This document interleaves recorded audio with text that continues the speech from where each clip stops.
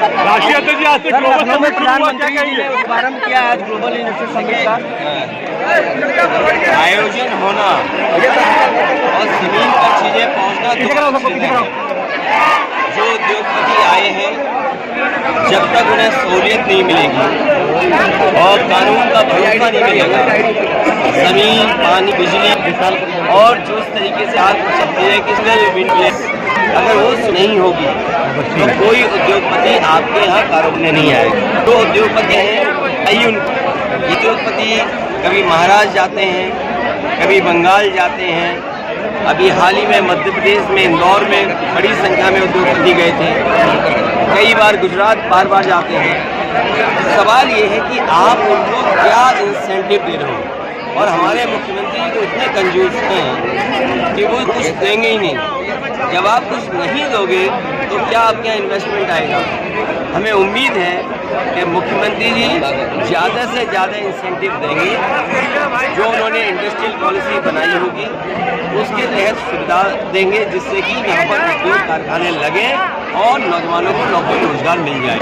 जहाँ प्रधानमंत्री जी का मैंने भाषण सुना, प्रधानमंत्री जी ने यूनिवर्सिटी की बात की, एक प्राइवेट यूनिवर्सिटी जिसके मुख्यमंत्री खुद चांसलर हैं, लेकिन उसके अलावा जितनी यूनिवर्सिटियों का प्रधानमंत्री जी ने नाम लिया वो आधी अधूरी है। और कभी कल्पना कीजिए, प्रधानमंत्री जी ने स्वयं अटल बिहारी वाजपेयी जी के नाम पर यूनिवर्सिटी बनने जा रही थी, उसका शिलान्यास किया था। आज भी लखनऊ में जाएंगे अगर आप, समाजवादी सरकार की बनी हुई लॉ तो नहीं, वो जो लोहिया इंस्टीट्यूट है मेडिकल, उसके 9th फ्लोर पे यूनिवर्सिटी चल रही है। जिस यूनिवर्सिटी का प्रधानमंत्री ने शिलान्यास किया हो वो यूनिवर्सिटी अभी तक कंप्लीट ना हो, स्पोर्ट्स सिटी अभी तक इनकम्प्लीट हो, राजा एक हुए हैं उनके नाम पे यूनिवर्सिटी दी वो इनकम्प्लीट है। तो जो प्रधानमंत्री शिलान्यास कर दें वो काम पूरा नहीं। और अगर आपको याद होगा, चुनाव के समय ये कहा प्रधानमंत्री जी ने, ये बात कही कि उत्तर प्रदेश में अन्ना पशु हैं, खुले सांड घूम रहे हैं। बताओ, आज तक समस्या का समाधान नहीं कर, और महंगी पर उद्योग उत्तर प्रदेश में लगने जाएंगे। शंकर मोटर की आपका मोटर मंडी जाती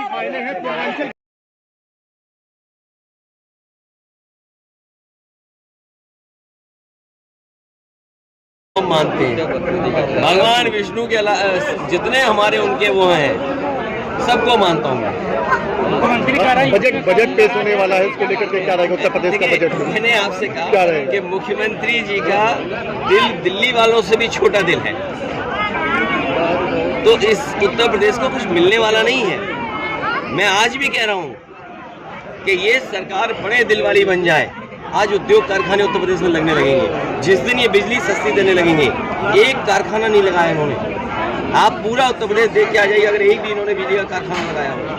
जितने कारखाने लगे समाजवादी सरकार में लगे हैं, वही कारखाने बढ़ाए जा रहे हैं, उसी से बिजली आ रही है। इन्होंने केवल एक काम किया, बिजली को महंगा कर दिया। ये कारखाना अगर चाहते हैं तो बिजली का रेट कम करें, जमीन उपलब्ध करें, पानी उपलब्ध करें और टैक्सेस में सहूलियत दें और इंसेंटिव के लिए। जी, मैं राम बच्चन यादव, प्रदेश अध्यक्ष राष्ट्रीय समता पार्टी। आज अखिलेश जी का आवागमन हुआ, शशि प्रताप के आवास पे चर्चा हुई, किन किन बिंदुओं पे चर्चा हुई आज? जी, माननीय शशि प्रताप जी और माननीय पूर्व मुख्यमंत्री अखिलेश जी से वार्ता हुई है राजनीति पे, आने वाले नगर निगम के चुनाव पे, मेयर के चुनाव पे और लोकसभा जो आने वाला है 2024 में, उस पर चर्चा हुई। क्या लगता है कि राष्ट्रीय जनता पार्टी 2024 में पूरे प्रदेश में कितना फास्ट लड़ेगी? सर, अभी 2024 छोड़िए, समाजवादी पार्टी और राष्ट्रीय समता पार्टी, ये दोनों अभी मेयर और नगर निगम का चुनाव ही फास्ट लड़ेगी। वाराणसी के कितने वार्ड से आप चुनाव लड़ेंगे? माननीय अखिलेश जी के पास गया था लखनऊ में, हमने उनसे आग्रह किया था कि सर कम से कम बनारस में 10 या 15 से मिले। हम लोग को आश्वासन दिए हैं, बोले अपना संगठन मजबूत करिए, आश्वासन दिया, बढ़िया आश्वासन दिया। आज अखिलेश जी आपके आवास पे आए, क्या चर्चा हुई और राजनीति में क्या असर पड़ेगा? राजनीति में आज के बाद उथल पुथल मच जाएगा।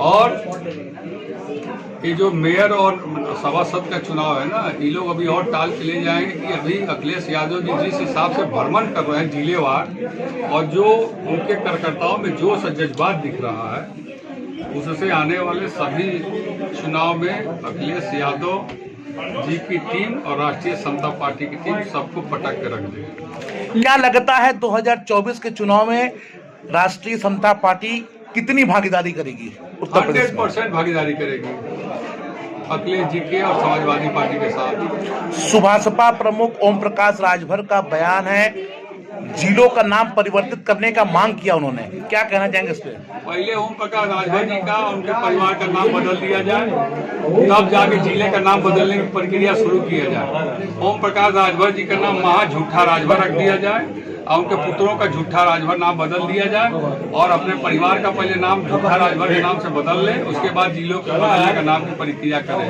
वो तो बीजेपी की धुन बजा रहे हैं ना, गाना नहीं गा रहे हैं, बीजेपी की धुन बजा रहे हैं। गाना गाने का मौके नहीं दे रहे उन लोग। जिसको घंटा बजवाया, गंजेरी भंगेरी कहा, क्या क्या नहीं कहा। तो आपको क्या लगता है कि ओम प्रकाश को बीजेपी अपने साथ रखेगी? अच्छा, आप सनातन धर्म के हैं, हम लोग हिंदू हैं। सनातन धर्म का किसी योगी को अगर आप कहिए कि हम घंटा बजवा देंगे, भीख मंगवा देंगे, कटवा लेकर बैठा देंगे जहाँ पर भीख मांगने की ट्रेनिंग दी जाती है, तो वो आदमी के अंदर भी तो कुछ न कुछ है। वो कैसे लेगा उनको अपने साथ, कैसे लेगा? मैं तो माननीय मुख्यमंत्री जी से कहना चाहता हूँ कि जिसने आपको लगातार 2 साल तक क्या क्या नहीं बोला, और आपके दल में जाएगा तो किस मुंह से आप उस व्यक्ति से आंख मिलाएंगे? मुझे तो नहीं लगता है कि जिस तरह से प्रदेश के मुख्यमंत्री जी का तेवर है, वो ऐसे व्यक्ति को नोटिस पे भी लेते होंगे। बता दें। नमस्ते, प्रणाम। मैं ऐश्वर्या श्रीवास्तव, कार्यकर्ता समाजवादी पार्टी। ऐश्वर्या जी, आज सपा प्रमुख अखिलेश यादव का वाराणसी आगमन था और आज वो भरलाई में राष्ट्रीय समता पार्टी के संयोजक सचिव प्रताप सिंह से मिले, किस नजरिए से देखती हैं?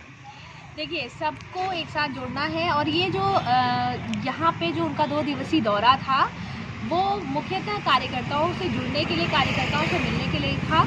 हमारे पूर्व MLC कैलाश यादव जी के बेटी की शादी भी थी, आज वहाँ भी उनका जाना हुआ, और यहाँ आपके भरलाई में भी आना हुआ।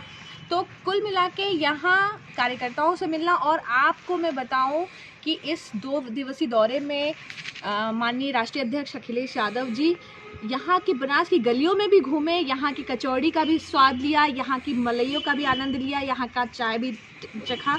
तो ये जो 2 दिवसीय दौरा है, सिर्फ आप इस नज़रिए से देखिए कि अपने कार्यकर्ताओं से जुड़ने मिलने के लिए ही था। बात की जाए, आगामी निकाय चुनाव सर पे है, और ऐसे में किसी पार्टी प्रमुख का वाराणसी दौरा क्या कहा जा सकता है? इसके लिए आप बेहतर समझ सकते हैं कि चुनाव अभी सर पे है, लेकिन अभी दूर है। अभी तो दिन भी तारीख भी नहीं आई है चुनाव की, तो हम ये नहीं कह सकते कि सिर्फ चुनाव के मद्देनज़र वो आए हैं। काफ़ी दिनों हो गए थे बनारस में, काफ़ी दिनों बाद वो इस तरह से आए हैं। चुनाव के समय रथ लेके आए थे, लेकिन इस तरह कार्यकर्ताओं के बीच में काफ़ी दिन बाद आए हैं। तो अभी तो निकाय चुनाव में समय है, तो आप उनके लिए फिर आएंगे। वो उनके आने के बावजूद भी कोई भी कार्यकर्ता सम्मेलन नहीं हुआ। अब पर्सनली ही जिस कार्यकर्ता से मिले तो क्या कारण रहा? जी, कोई कार्यकर्ता सम्मेलन यहाँ नहीं हुआ। गाजीपुर में कार्यकर्ता सम्मेलन भी हुआ, और यहाँ जो उनका आना था वो हमारे पूर्व विधायक थे बजाज जी, उनका निधन हुआ। उनके घर पे शोक संवेदना व्यक्त करने गए। किसी के यहाँ शादी थी, उनकी शादी में बेटे जिसकी भी शादी थी उसको आशीर्वाद देने गए, और कार्यकर्ताओं से मिले। यहाँ कोई कार्यकर्ता का ऐसा कुछ संगोष्ठी नहीं किया उन्होंने, 1 to 1 मिले कह सकते हैं, क्योंकि संगोष्ठी में वो बोलते हैं, हम सुनते हैं, लेकिन जब कार्यकर्ताओं के बीच में जाते हैं तो कार्यकर्ता भी बोलता है और वो भी सुनते हैं। क्या लगता है शिवपाल यादव की एंट्री से चचा भतीजा कितना गुल खिलाएंगे? देखिए, पारिवारिक बात हम ना ही करें तो हमारे लिए भी बेहतर है, और चाचा आए हैं तो कुछ ना कुछ अच्छा होगा।